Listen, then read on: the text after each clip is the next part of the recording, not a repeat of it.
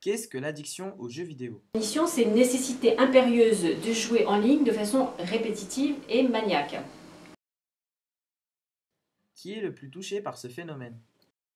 Le phénomène touchait plus particulièrement les garçons, entre 15 et 25 ans, et spécifiquement les enfants dits précoces. Quel problème engendre cette addiction?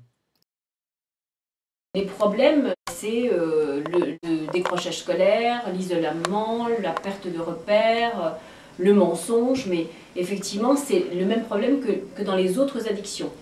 Nous avons filmé Alex, un jeune lycéen en classe de première, qui d'après ses réponses à notre sondage, a le profil d'un jeune addict aux jeux vidéo. Combien de temps passes-tu par jour sur ta console? Euh, un jour d'école, Ouais. 8 à 9 heures. Ah, et en week-end? Bah, ça peut être 13 à 14 heures, voire 15. Est-ce que ton grand nombre d'heures passées devant la console a un impact sur ta vie sociale? Bah, je sors plus trop, mais bon, maintenant j'ai des amis virtuels. T'as que des amis virtuels? Euh, bah non, quand même pas, mais... Mais t'entretiens de bonnes relations avec eux? Bah ouais, on parle de jeux vidéo. Est-ce que tes parents s'inquiètent-ils d'une éventuelle dépendance de ta part? Pas du tout. Ils remarquent pas que tu passes un grand nombre d'heures devant ta console? Bah si, mais... Et ils te disent rien? Bah, qu'est-ce que tu veux qu'ils me disent?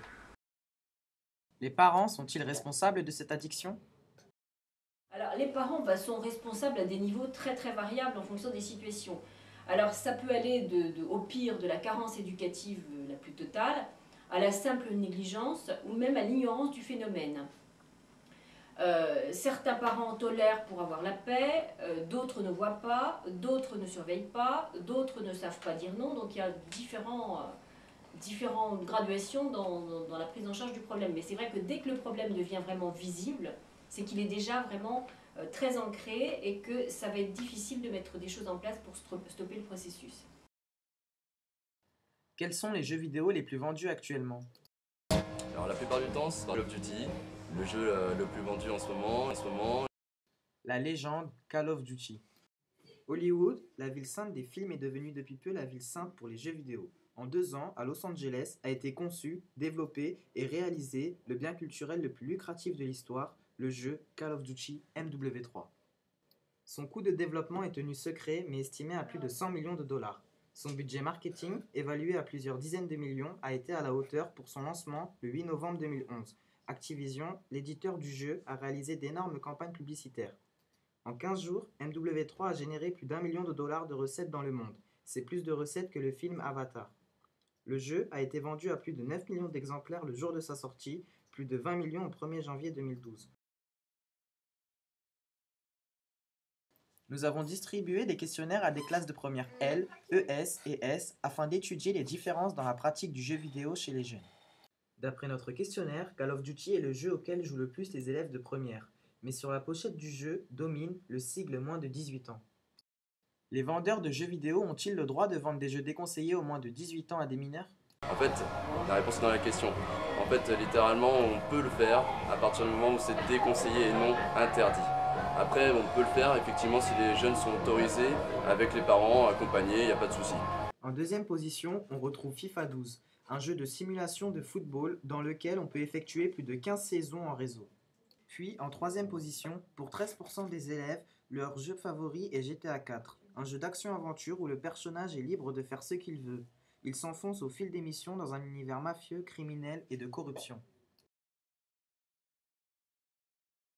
En semaine, ce sont les S qui battent les records de durée de jeu avec en moyenne 2 heures par jour. Va ensuite les ES avec une moyenne de 1 heure, puis les L avec une demi-heure par jour. Mais les week-ends, les L jouent en moyenne 2 heures par jour, les ES, eux, 2h30, et les S atteignent la moyenne de 5h30 par jour. Ils passent donc presque un quart de leur week-end devant la console.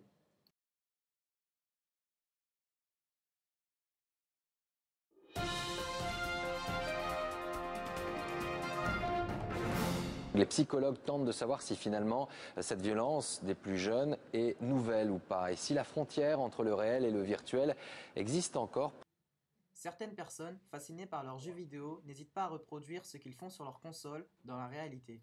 C'est le cas d'Anders Behring Breivik, un jeune Norvégien fanatique de Call of Duty qui, le 23 juillet, commit l'une des pires tueries de l'histoire. Il se déguise en policier et ouvre le feu sur une centaine de jeunes étudiants et en touche mortellement 68. 2 heures avant son coup de folie, il avait fait exploser une voiture piégée en plein centre d'Oslo.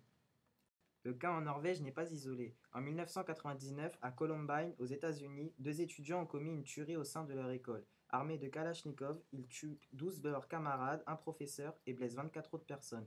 Les 2 auteurs de la tuerie se suicidèrent après leur action.